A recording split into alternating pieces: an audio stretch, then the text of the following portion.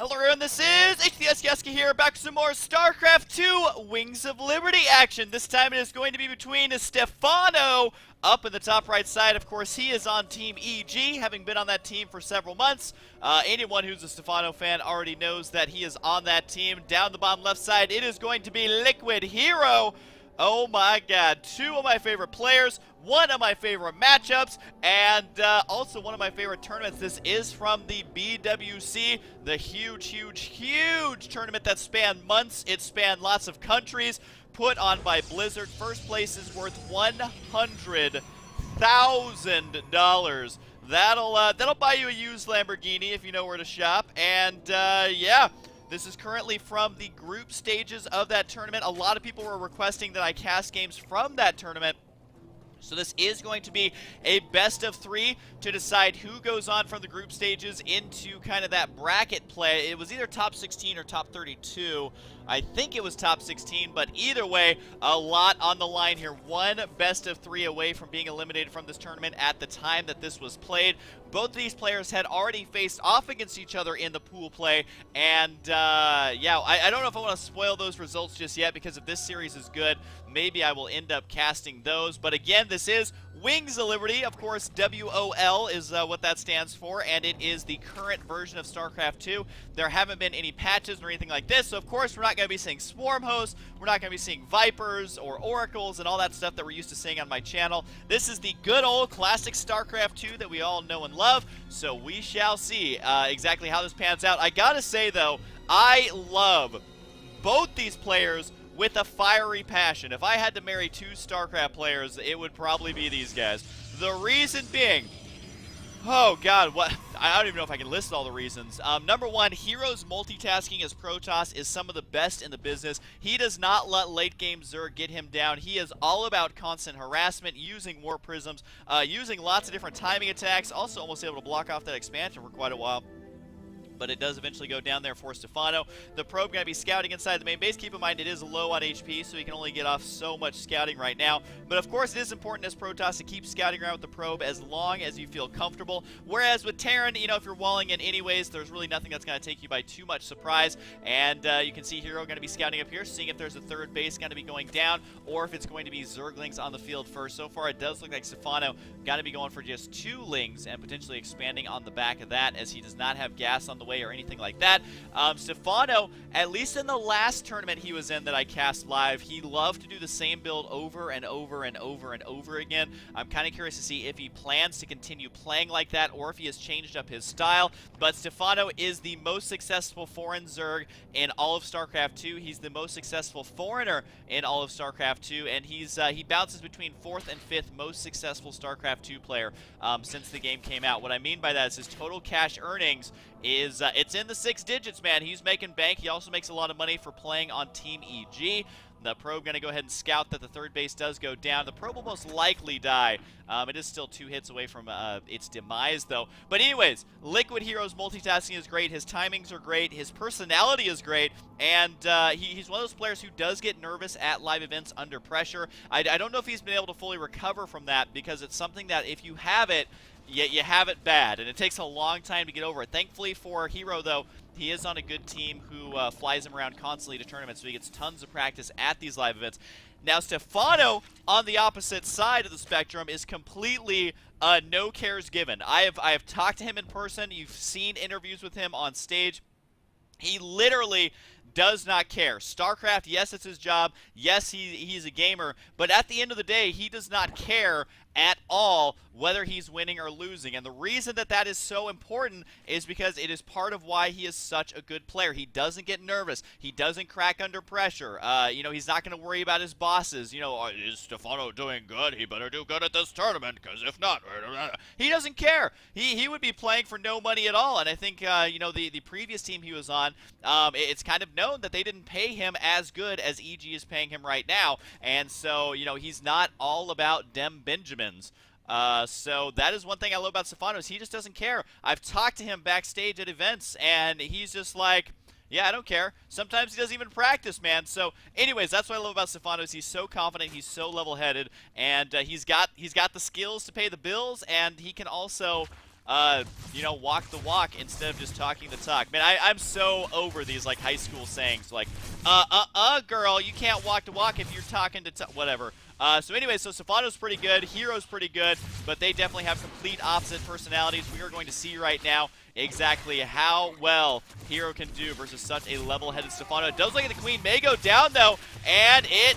Oh, no! The Queen with 1 HP, the natural regeneration of Zerg, actually saves that Queen. Does Stephano even realize that Queen is still alive? Honestly, I would have assumed that it would be dead. Yes, he did select it there for a second. Although, there it is. Yep, the Queen is out and kicking. And with 1 HP, may actually poop all over the ground. There it goes, pooping out a creep tumor with 1 HP, man. That is a pretty ballsy maneuver there. Let's talk about dedication. Because I know if I woke up with 1 HP, I would not go into work that day, especially if my job was pooping. But it does look like the cannon is going to be able to hold this off for now. These Zerglings going straight for the pylon, actually. Oh, Hero tried to hide these, and the Warpin is going to get canceled there.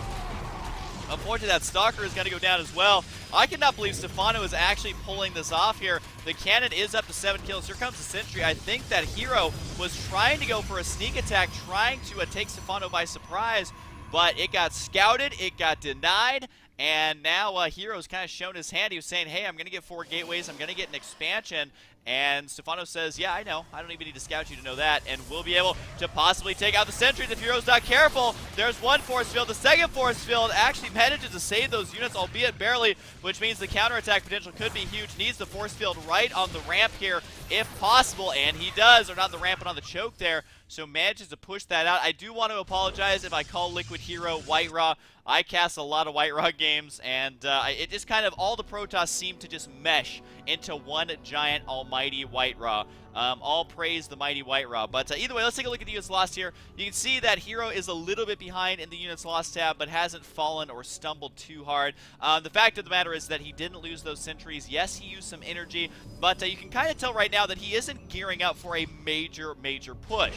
How do I know that? Well, he's making Void Rays for first of all, and he has +1 attack, but he's only got 4 gateways. So if he decides to move out with this, I think that he knows that it is going to get absolutely crushed, and that's why you just harass and poke around with the Void Ray as much as you can. Kill off drones, kill off Overlords, for example. This Overlord right here should get taken out by this Void Ray, no problem.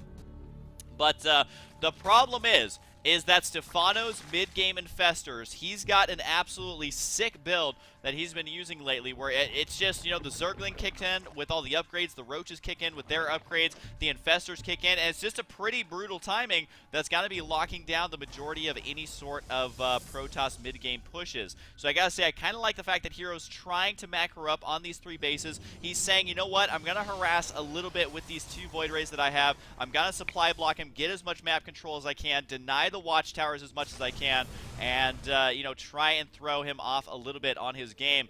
But right now, this is a legit Phoenix. Remember that the sentries right now do not have free hallucination like they do in Heart of the Swarm. But the Void Ray right there, going to be working on a Queen. A second Void Ray should be joining this. It does look like Hero may eventually be moving out. He's trying to hit before the infestors basically kick in. Unfortunately, that is not going to be the case. There is one Phoenix over here just working down an Overlord. The Transfuse should be able to save that, though, as he is focused more on this base up here. Unfortunately, though, the force field's not going to be good enough. The Lings managed to get around. There we go. He does add on several force fields there, so they are going to be good enough for now. However, he is dangerously low on energy. He doesn't have enough energy on 4 of these to throw down a single force field until just now. And the infestors do get a pretty good fungal there, but is Hero actually going to be pushing up here with this army? He's got the pylon here ready to go. Usually this gets cleaned up already, but Hero says, I don't care, Husky. I'm going to attack whenever I want, and does manage to get the surround. Once again, the infested Terrans just going to town. Might actually take out the Void Ray as well. There is a Void Ray up here, though, intercepting some of those units. Fully charged now, so we'll see if the infested Terrans actually take that out. No, he does decide to retreat there. The Zealot with the +1 attack will be able to hack down these Zerglings, but I don't know if Hero is in the position where he can continue to recover from this. Yes, the amount of resources is pretty even on the units lost, but that actually tends to favor Zerg just because he's going to have more bases and a lot more larvae, although the hatchery might actually go down. The Void Ray here paying dividends, and it does look like it will go down, albeit barely. There is going to be a fungal on that Void Ray, and actually does take it out. Is killing that hatchery really enough? to warrant the timing attack there that Hero did. I think he was hoping to do a lot more damage than that. What's the Infestor count at? Currently sitting at 3 right there. You can see units killed versus also the workers killed here. A lot of these are going to be Zerglings, so that's kind of hard to read there. Workers killed, though, relatively low for both players, so that means that at this stage of the game, they are going to be relatively even. Even though Stephano has a much higher supply, you can't judge a Zerg by his supply, because a lot of that is going to be roaches. The Immortal got to try and get out of there, and actually almost manages to save it there, but unfortunately the Immortal was too stupid to get away safely. So these Zealots are going to try to get away. It does look like Stephano going to be marching down here. The Colossus arriving just in time. First name Justin, last name Time, just in time, but we'll see if he's able to hold off this push here. This is the timing I was talking about. Roaches, Zerglings, and Infestors are all he's going to be making here if he continues this attack. Warping in on the Zealot with the Zealots right there. Oh, but they get canceled right at the last second. I think only one of those Zealots actually finished. The Nexus might fall, although Stephano doesn't really have the momentum he needs here. These Colossus proving to be a pain in the butt as he's trying to micro them around the back of the Nexus. Ah! But it goes down. Albeit barely, as I have a blood-curdling scream. Okay, that's not blood-curdling, man. That's like blood lukewarm at this point, a scream. But we do have the Observer going to be scouting out the main base. I'm kind of curious here.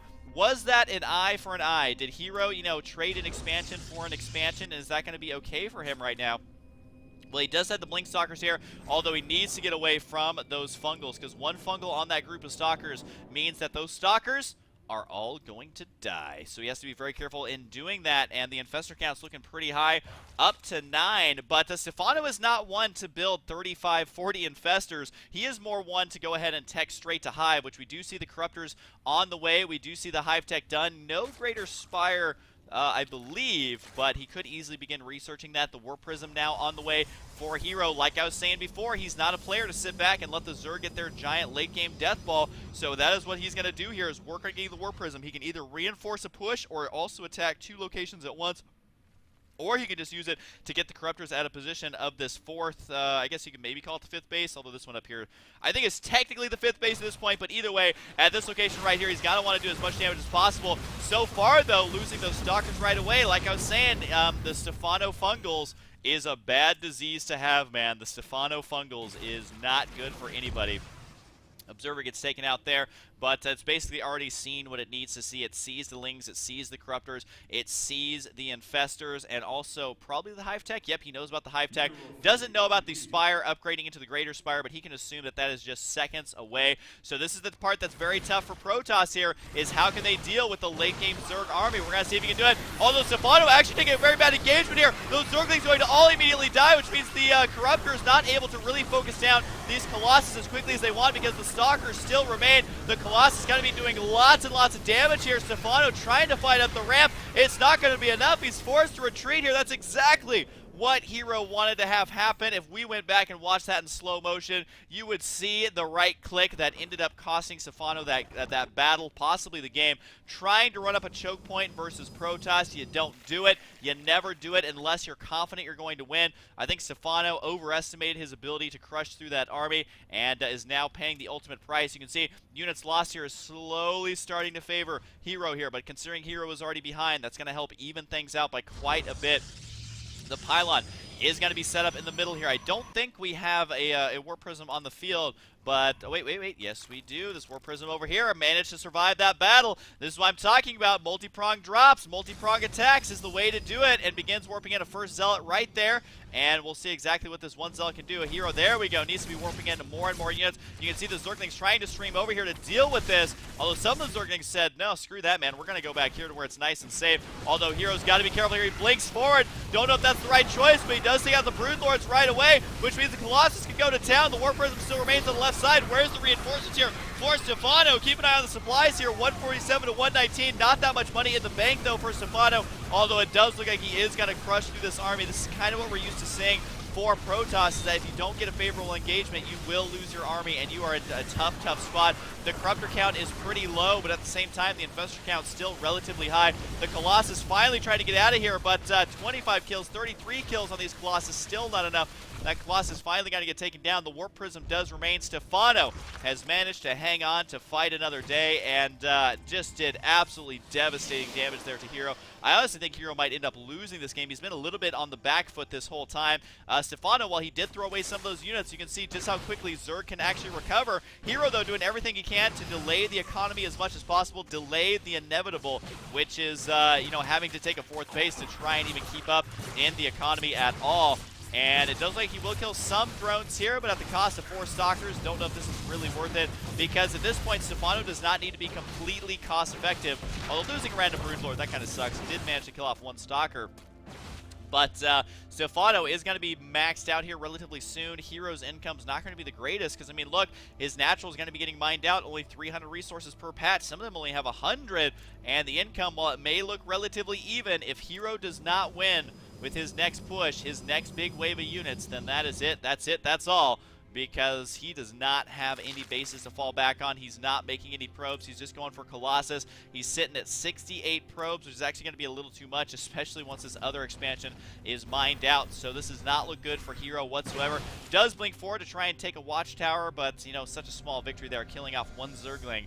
And he's going to have to do a lot more than that. Yes, Colossus are here, but guess what? I guess there's not that many corruptors here. Only 2 on the field. This is a lot of Blink Stalkers, so Hero going to be doing everything he can to get one last big push in out of this army and out of these bases. I don't think he can expand anytime soon. Also, he's going to be trying to buy himself a little bit of time with these Stalkers, continuing to kill off some units.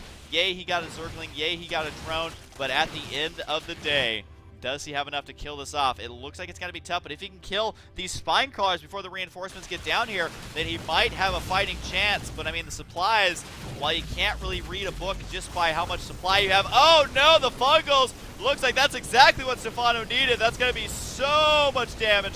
Is going to be throwing away a couple of the Infestors during this, but Hero just getting methodically picked apart. There's the GG for game number 1.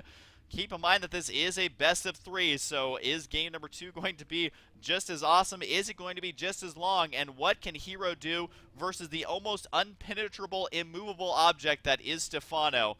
Well, he's going to have to be the unstoppable force. So we shall see in game number 2. Hope you guys enjoyed, and of course, I'll see you guys next time.